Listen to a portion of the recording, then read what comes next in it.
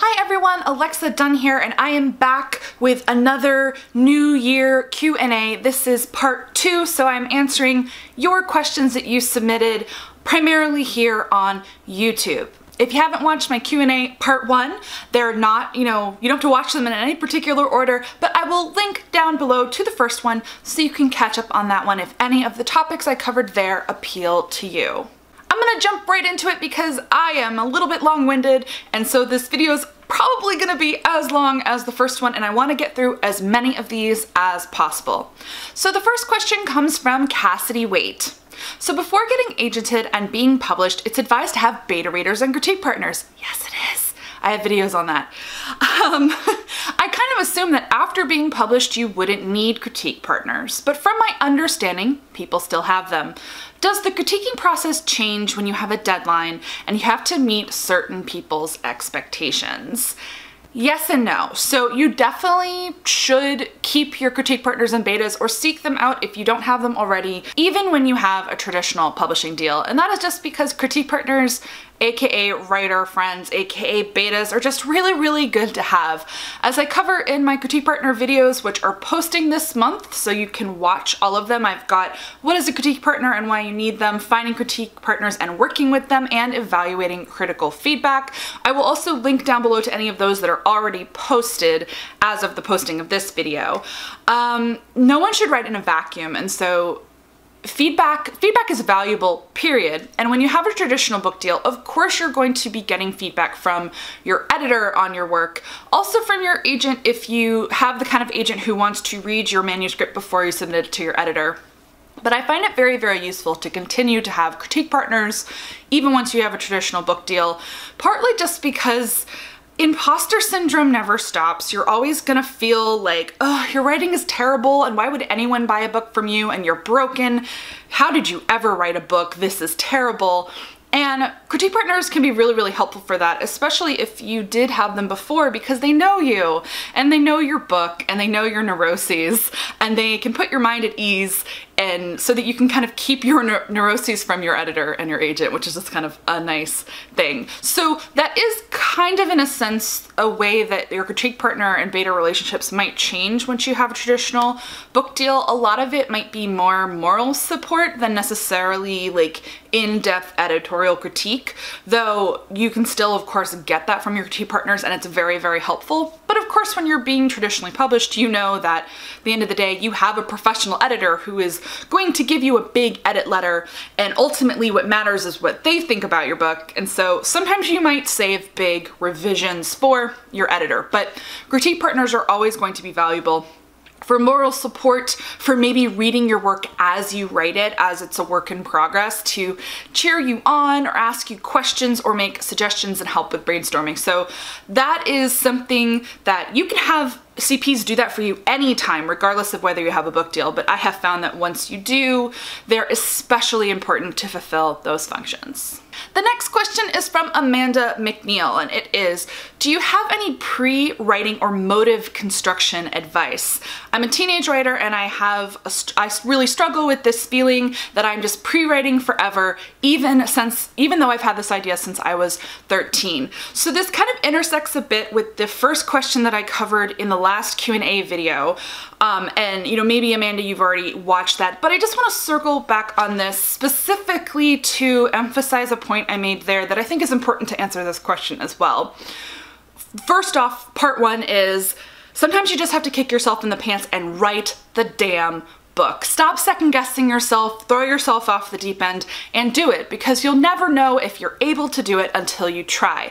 But I will also offer an important takeaway that sometimes procrastination and fear are sending you a good message, in the sense that it might not be the right time to write something that you've nursed for a really long time. Something that you've nursed for a really long time might have gotten stale, and that's why you don't have that motivation to write it. And it can actually really benefit you to write something completely different, write something new, and save that precious idea and come back to it when you are a more experienced writer.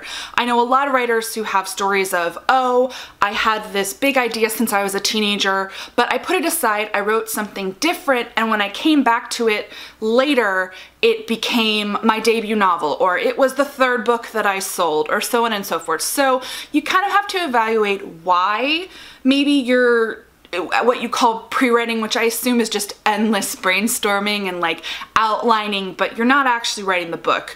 You need to kind of get a feel for, do you just have to write it?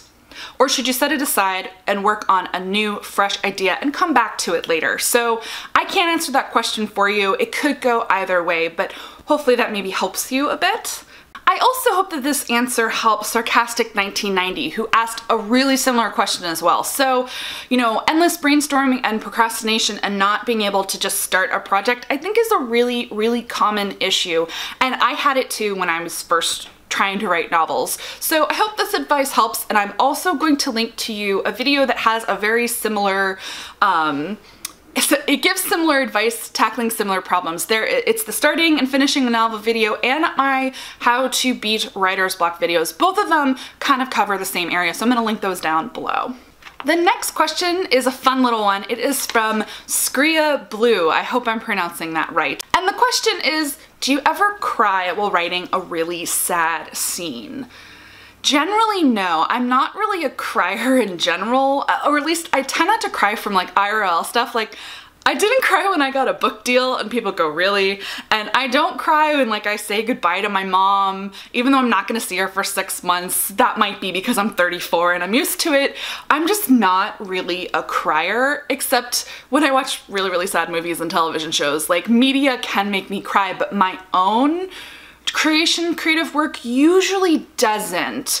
I don't know why. It might be because I'm a little bit too close to it, but that said, I did cry once, and so it was my first novel, the one that went on submission and didn't sell, but I had to write something really, really intense at the end of the book. I had to kill someone that I cared about, and I knew it was going to be hard to write, and what I did is I put on an episode of a TV show that always makes me weep like a gross baby. Like, I like ugly cry through this show.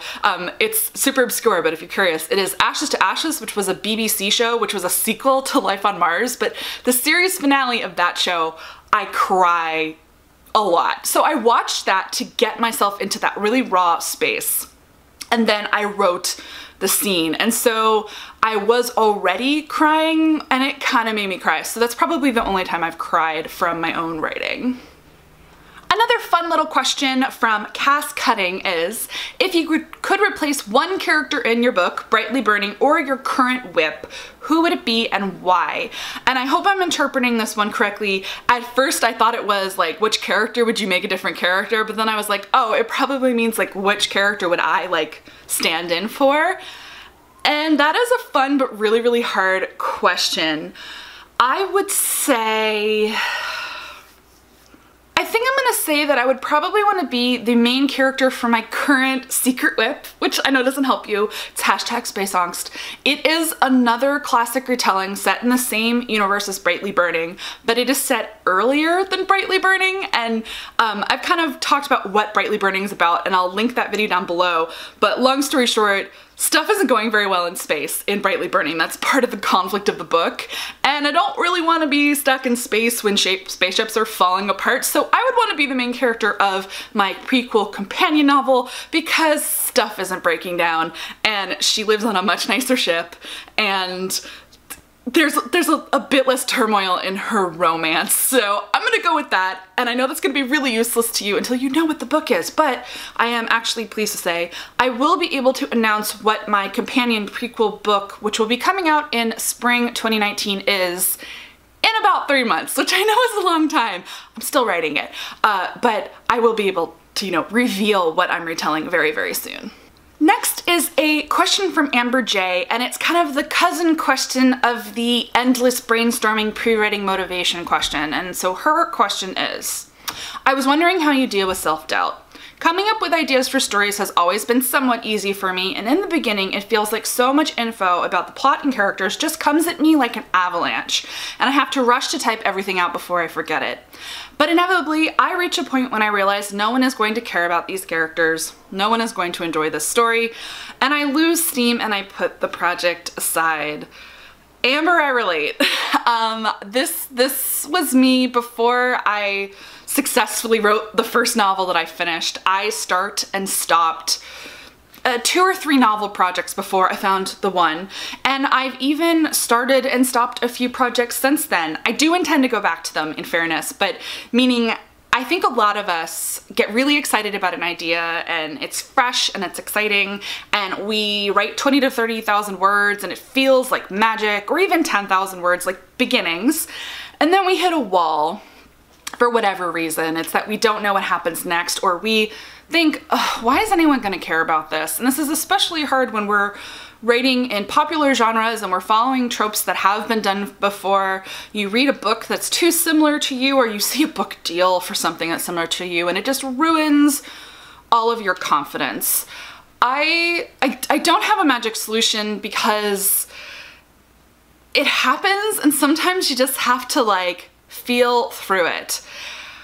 I want to tell you to push through and write the book anyway, but sometimes this is tricky. It's kind of like the last answer. Sometimes self-doubt is a devil on your shoulder and he's wrong. He or she is wrong. They are wrong.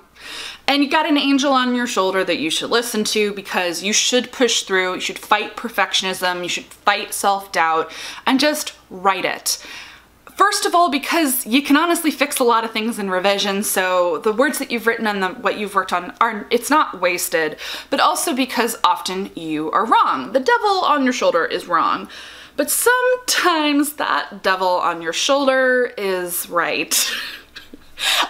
I know these answers are like really frustrating, because it's the same thing as the procrastination, you know, the endless pre-writing answer. Sometimes self-doubt is a little kernel of truth that sprouts in your belly that tells you that this is not the right project. This is not the one. Not that everything has to be the one, but I will say that when you do have an idea that has the steam to carry itself through to be an entire novel, usually you're able to push through that self-doubt. So meaning if you are trying to push through that self-doubt and you just can't, it could be that this is just the wrong time and the wrong project. But that said, your characters, no, it's not that no one's gonna care about them. Someone is gonna care about your characters. And again, if maybe you're worried they're not gonna care about your characters because you feel that they're flat, or you're like, oh, I'm just using all of these tropes, you can fix it later.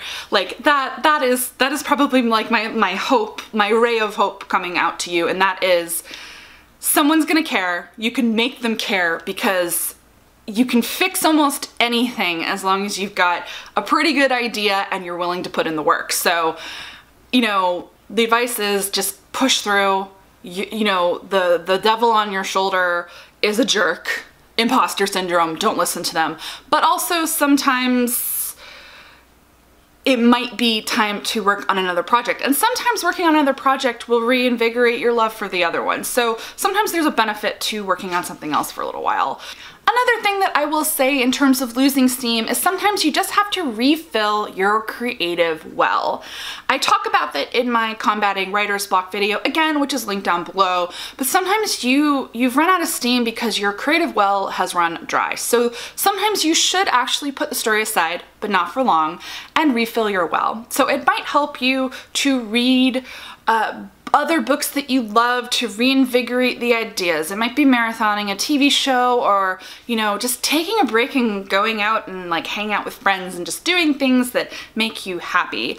That can do wonders for kind of punching your confidence in the butt is better, to kind of like push you through whatever wall you have reached on your manuscript. So yeah, I hope that helps. I hope that's useful. It's like, I just gave you 8 answers that might help, maybe, depending on how you're feeling, so whoops. Next is a question from Inspiration Files, and it is, I would love to learn more about your revision and editing process. What happens after a first draft? How long do you let it sit?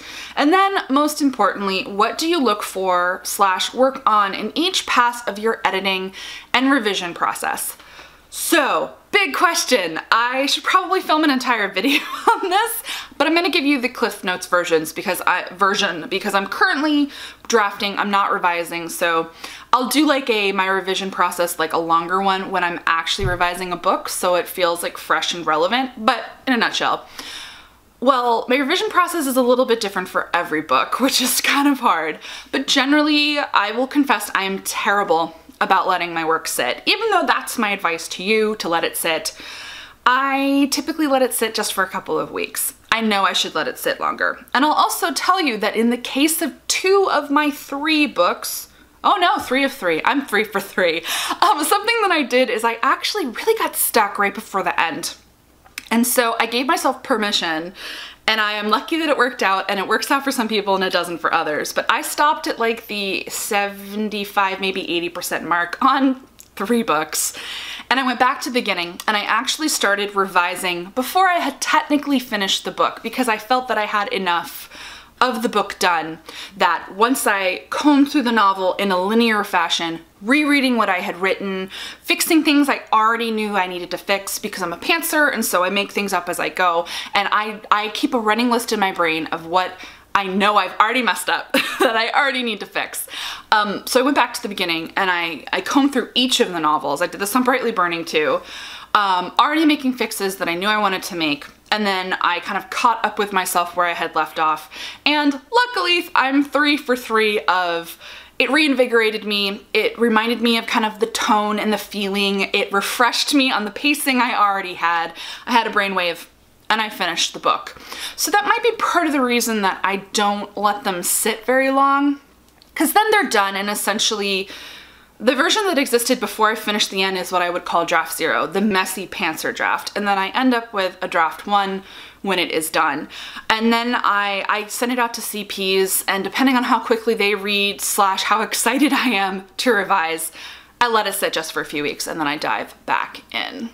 I think this is because I'm kind of a mono project kind of girl. I like hyper focus on things, one like book idea at a time, and it's like I've absorbed everything by osmosis, and I don't like super organizing. I don't like doing note cards, and I don't like doing outlines, so I like to revise when it is fresh and I feel like the book is like thrumming through my veins and it's like part of my soul. I find it easier to do especially big revisions or messy revisions when I do that. Kind of like continuity is fresher, so I can do continuity editing.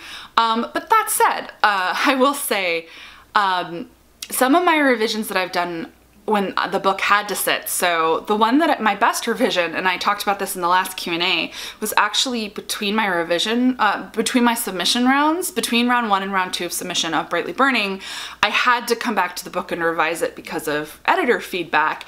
And that was a 6-month break from the manuscript, and it was my best revision ever. So, but we don't always have that luxury or time.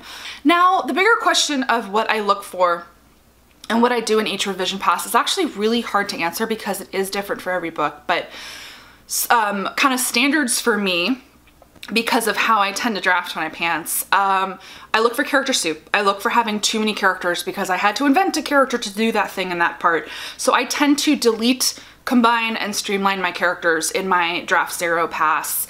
I look for continuity. I look for things that I added later on in the drafting process that now have to be foreshadowed and then woven through the manuscript better. I look for consistent character arcs and motivations, because often when we are writing, especially drafting and especially pantsing, like we have stuff in our head like, oh, I know what their motivation is and I know what they're feeling. I know what the emotion is here, and we write a scene and it's in our brain, but some things don't make it onto the page. So I might have to add filler scenes or edit scenes to make their emotions and the arc track better because my intentions didn't make it onto the page. Very, very common. And then, I mean, of course, I look for any stupid typos or errors because, you know, especially when you're typing fast and you're excited to write something, we all have them. I don't really run a spell check, but I probably should. But as I comb through the manuscript, I do clean it up a bit, but I don't focus heavily on line edits or copy edits until much later in the process. Oh, and probably last but certainly not least is I do look for story logic. I tend to work on fixing story logic and character logic earlier in the process, and this is where I give my manuscript to my critique partners and I just basically say, tell me anything that confused you, tell me anything that didn't make sense, tell me any questions you have while reading. And again, it's that whole author intention where you intend things that just don't end up on the page. And so I always end up fixing that in my earlier first revisions just to kind of, you know, make sure the story actually makes sense. And sometimes this does lead to complications and bigger revisions because if you've really messed up, you're like, oh, that's gonna be a lot of rewriting, but you do what you have to do. So that's the broad overview, and I will do a more in-depth video about kind of my revision process. And I will base it on the book 2 that I'm writing right now. We'll talk about what I'm doing with that book, so it'll be nice and fresh. And last but certainly not least, a great question from Daya Wilson, and that is, you said that you are a shy person, and I think I am too, as well as socially awkward. I was thinking of starting an AuthorTube channel, but I don't think my personality fits the YouTube feel. How do you put yourself out there on YouTube when you're shy / socially awkward? This is a really good question. So first of all, the reason I started this channel, or one of the many reasons I started this channel, one, I desperately wanted to vomit advice at people, and I had been writing advice and putting it on Wattpad. I was like, oh, this feels like the wrong platform, so YouTube. But one of the reasons I had never done YouTube before this, I've always been like many of us, but especially when you're shy / socially awkward / have anxiety, I didn't like the way I sounded.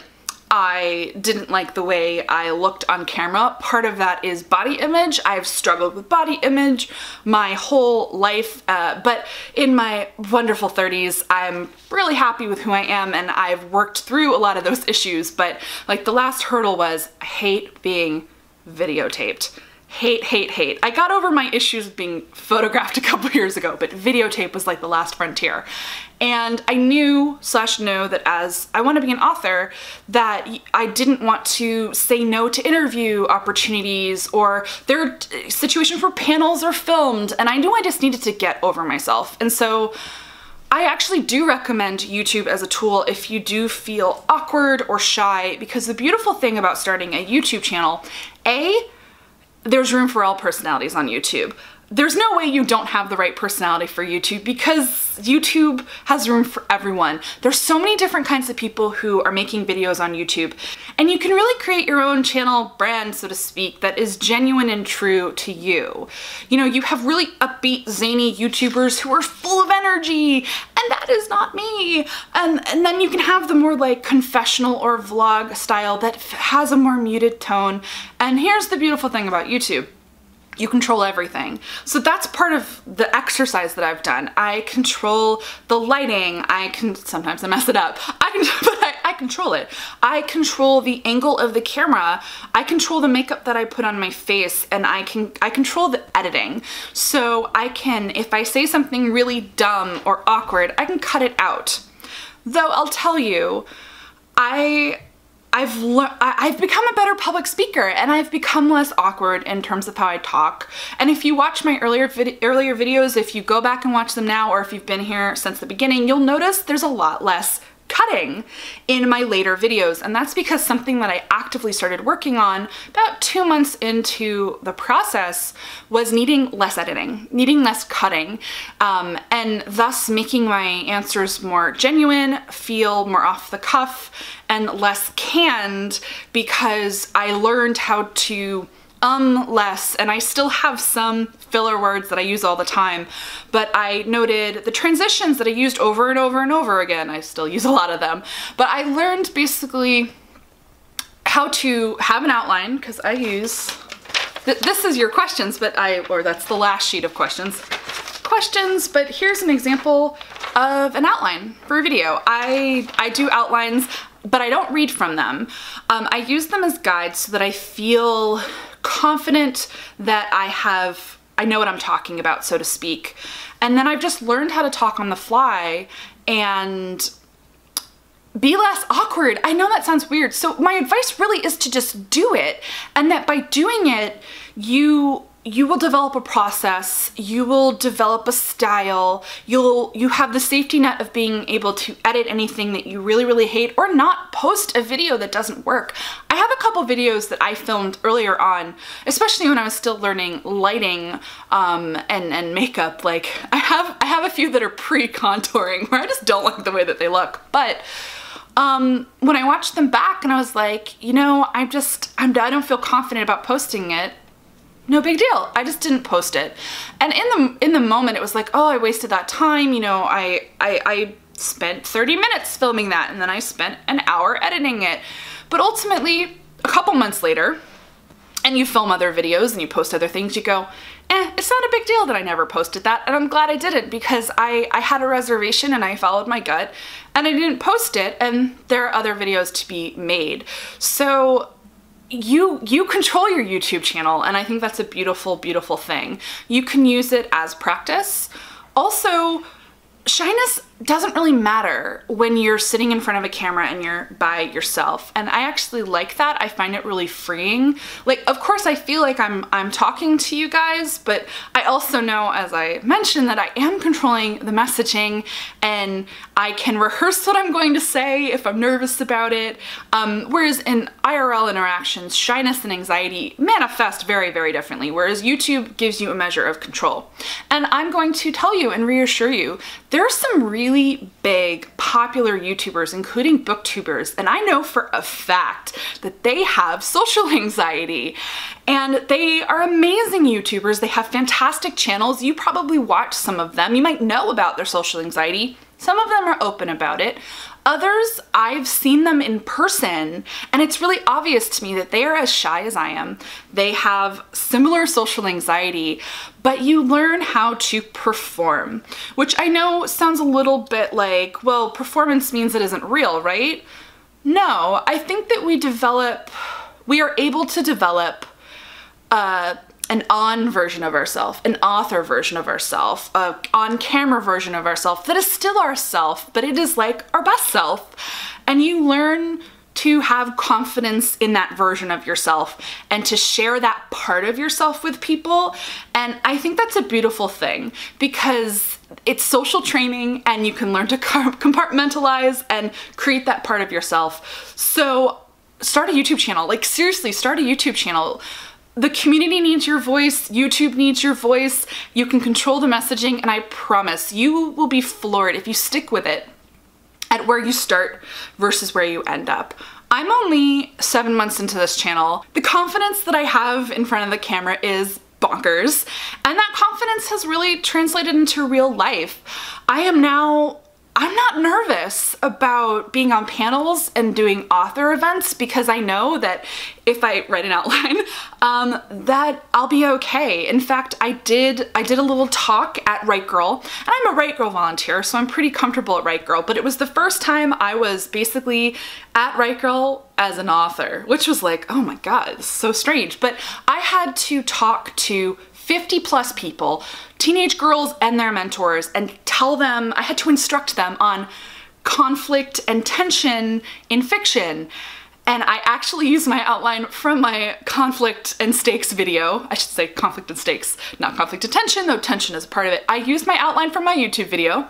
I knew I could talk about it because I had done it on YouTube. And I just read over my outline beforehand. I prepared a few writing exercises in my brain, and I did it. And I was less rambly and less awkward than I would have been if I didn't have this channel. So honestly, do it. I think it's gonna change your life. And that is my advice.